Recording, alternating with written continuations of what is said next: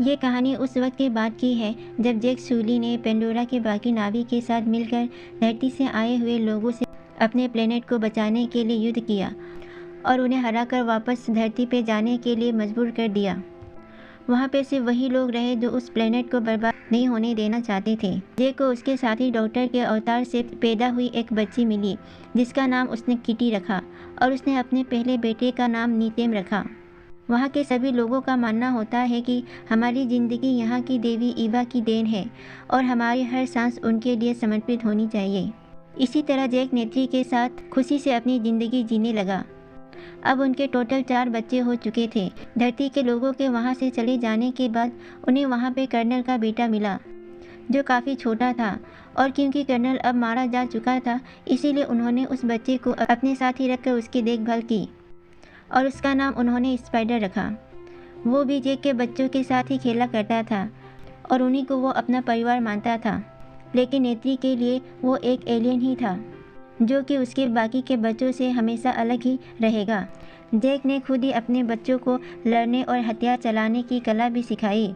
वो सब अपनी ज़िंदगी में काफ़ी खुश थे, लेकिन एक दिन जैक को आसमान में एक नया तारा दिखा और जिसका एक ही मतलब था कि धरती के लोग अपने स्पेसशिप से वापस पेंडोरा पे आ रहे थे। पर इस बार वे लोग कुछ ज़्यादा ही तैयारी के साथ आए थे क्योंकि उन्होंने अपने पिछले हार से बहुत कुछ सीखा था और एक बार फिर से उन्होंने बर्बाद करना शुरू कर दिया। इसके बाद हम वहाँ के लैब में एक अवतार को जागते हुए देखते हैं और ये अवतार किसी और का नहीं उसी कर्नल का होता है जिसे नेत्री ने इसके पहले वाले भाग में मार डाला था।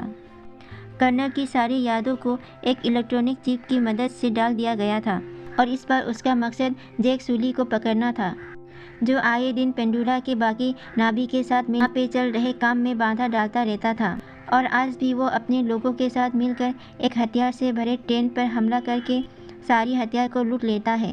वहीं पे हम उसके दोनों बेटे को देखते हैं। वो भी अपने डैड की तरह ही काम करना चाहते थे और इसीलिए वो भी वहाँ के हथियार को लूटने चले गए। पर उसी दौरान वहाँ पे हुए एक हवाई हमले में नीतेम घायल हो गया, लेकिन खुशकिस्मती से उसे कुछ हुआ नहीं और जैक उसे बचाकर घर ले आया। वहाँ पे बहुत सारे नावी पहाड़ों के गुफा में छुप के रहा करते थे क्योंकि इंसानों ने वहाँ पे आके उनके घरों को तबाह कर दिया था। वहाँ पे जैक अपने बेटे को डांट लगाता है क्योंकि उसके मना करने के बाद भी वो लोग उसके पीछे गए थे। अब कर्नल और उसके बाकी के साथी अवतार एक बीच पर पहुँचते हैं। वहाँ की जनरल उन्हें बताती है कि जैक उनके लिए आए दिन मुसीबत बनता जा रहा है। अगर वो चाहते हैं कि पेंडोरा इंसानों के रहने के लायक भी बने तो किसी भी हालत में जैक को पकड़ना ही होगा। इसके लिए उसकी आर्मी बहुत दिन से कोशिश कर रही थी, लेकिन उन पहाड़ों में उसे ढूंढना बहुत ही मुश्किल होगा। कर्नल अपने साथियों के साथ उसकी तलाश करने के लिए जंगल में चला गया। वहीं पे जैक के सभी बच्चे भी घूमने के लिए आए हुए थे। वो कर्नल उस जगह पे जाता है जहाँ पिछली बार उसकी नावी लोगों के साथ लड़ाई हुई थी। वहीं पे जैक के बच्चों की नज़र उन पे पड़ती है और ये बात वो जैक को बता देते हैं। जैक उन्हें कोई भी हरकत करने से मना करता है और चुपचाप उनको वहाँ से निकल जाने को कहता है। वो बच्चे उसकी बात मानकर वहाँ से जाने लगते हैं, लेकिन अचानक से उनके सामने कर्नल और उसके आदमी आ जाते हैं जिन्होंने उन्हें बंदी बना लिया। कर्नल स्पाइडर को देख के पहचान लेता है कि वो उसी का बेटा है। वो उन सबको अपने साथ ले जाने की तैयारी करने लगे, लेकिन तब तक वहाँ पे जैक और नेत्री भी पहुँच चुके थे और वो दोनों चुपकर अपने हथियारों से उन पे हमला कर देते हैं और वो किसी तरह उन बच्चों को वहाँ से भगाने में कामयाब हो रहते हैं। लेकिन इन सब में स्पाइडर पकड़ा जाता है और कर्नल उसे उठाकर अपने साथ ही ले जाता है। जैक अब अपनी फैमिली की सेफ्टी के लिए उन्हें कहीं दूर ले जाना चाह रहा था क्योंकि अब स्पाइडर पकड़ा जा चुका था और उसे डर था कि कहीं वो उन्हें उनका पता न बता दे, जिससे उसकी वजह से बाकी के सारे लोग भी मारे जा सकते हैं। इधर स्पाइडर को जैक का पता बताने के लिए वो टॉर्चर कर रहे थे, पर वो किसी भी हाल में उनके सामने झुकने को तैयार नहीं था। इसीलिए कर्नल खुद अपने तरीके से समझाने की कोशिश करता है। वो उसे बाहर निकलने का लालच देता है। इधर जैक अपने कबीले का मुखिया किसी और को बनाकर अपनी पूरी फैमिली को वहाँ से लेकर कहीं और जाने के लिए निकल जाता है जहाँ वो इंसान कभी उसे ढूंढ ना सके और बहुत सारे आइलैंड को पार करते हुए वो एक अनोखे आइलैंड पे पहुँचता है जहाँ के पानी और ज़मीन दोनों जगह पर रहने के लिए सक्षम थे। वहाँ के सारे लोग उन्हें देखकर इकट्ठा हो जाते हैं वो अपने से अलग लोग को देख थोड़ा हैरान भी थे और थोड़ी देर में वहाँ का मुखिया भी आ जाता है।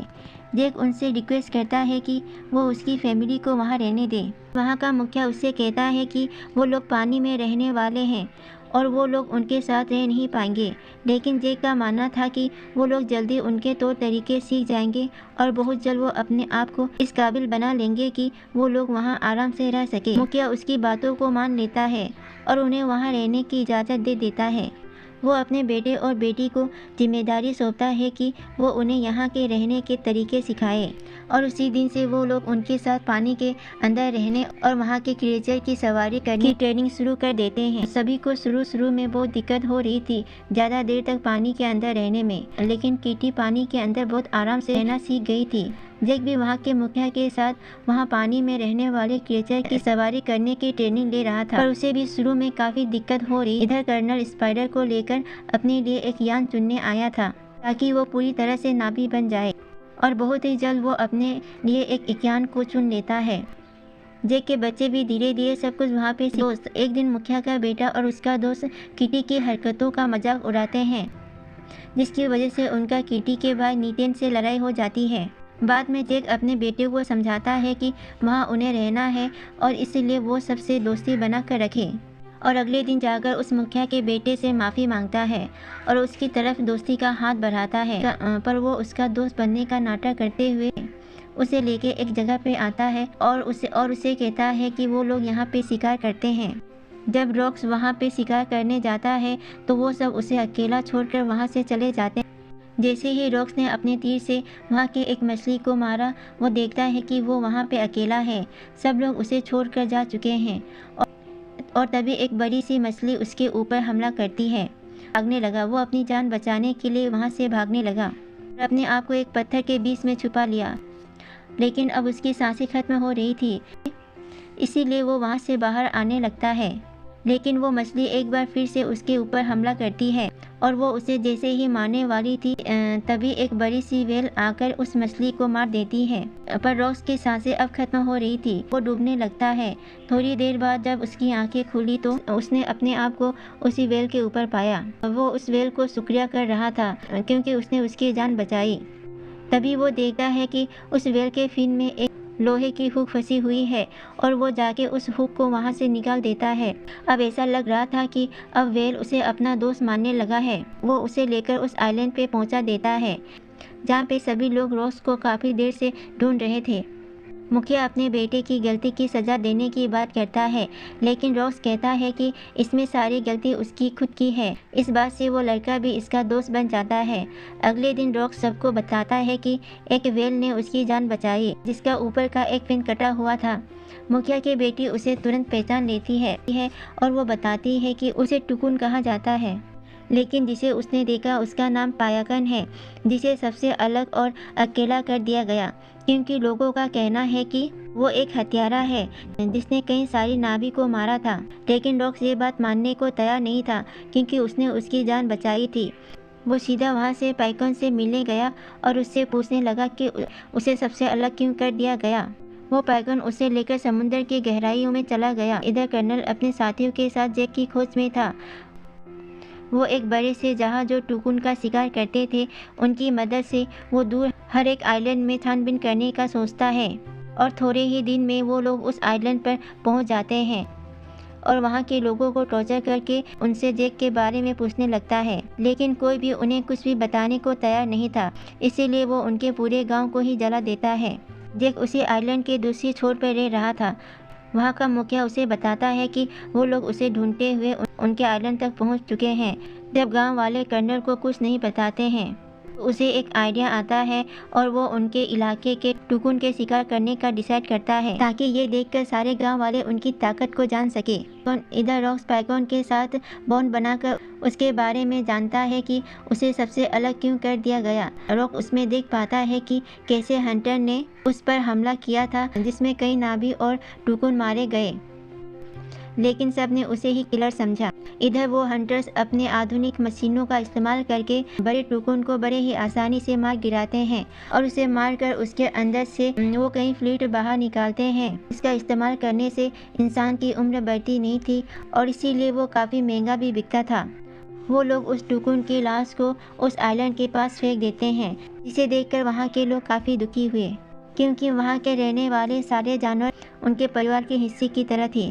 वो सब गुस्से से इंसानों से लड़ने का डिसाइड करते हैं, लेकिन जैक उन सबको समझाता है कि वो उनसे लड़कर जीत नहीं सकते, क्योंकि उनके पास उनसे कई गुना ज़्यादा आधुनिक हथियार हैं। वहीं रॉस को पैकॉन की चिंता हो रही थी, इसीलिए वो उससे मिलने के लिए जाने लगा, लेकिन उसके भाई बहन उसे कहीं भी जाने से मना कर रहे थे और वो सब उसे रोकने के लिए उसके पीछे जाने लगे। वहीं वो देखते हैं कि पैकॉन को एक तीर लगी हुई है और वो सब जल्दी से उस तीर को बाहर निकालने की कोशिश करने लगते हैं। और तभी वो देखते हैं कि हंटर की शिप बहुत तेज़ी से उनकी तरफ आ रही है।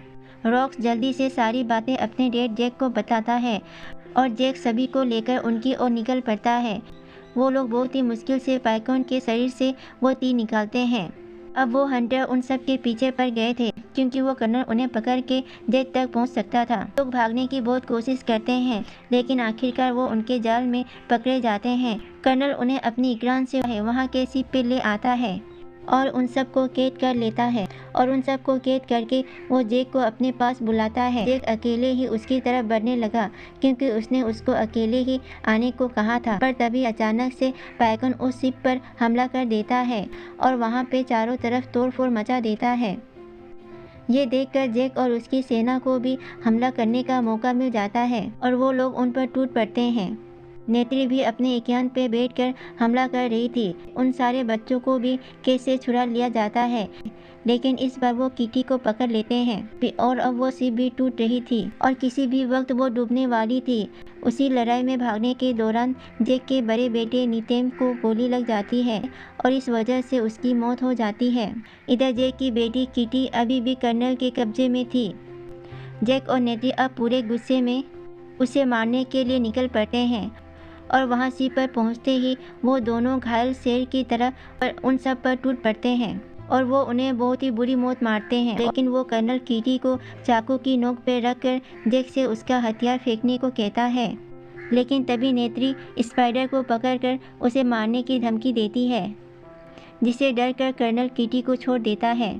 जैक सबको वहाँ से जाने को बोलकर खुद कर्नल से लड़ने लगता है। अब वो शिप पूरी तरह से पलटने वाली थी, जिसकी वजह से वो सब शिप के अंदर ही फंसने लगते हैं। जैक आखिरकार किसी तरह कर्नल को मारकर वहीं पानी के अंदर फेंक देता है, लेकिन उसकी भी सांसें खत्म हो रही थी और उसे वहाँ से बाहर निकलने का कोई रास्ता भी नहीं मिल रहा था।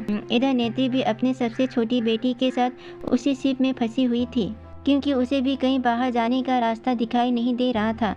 तभी नेत्री के पास किटी आती है, जो उसे सही रास्ता दिखाकर बाहर ले आती है और जैक को उसका बेटा रॉक्स बाहर निकाल लाया। और उसी दौरान स्पाइडर को कर्नल मिलता है, जिसे वो ना चाहते हुए भी बचाकर बाहर ले आता है। वो कर्नल स्पाइडर को साथ चलने को कहता है, लेकिन स्पाइडर उसके साथ जाने से मना कर देता है।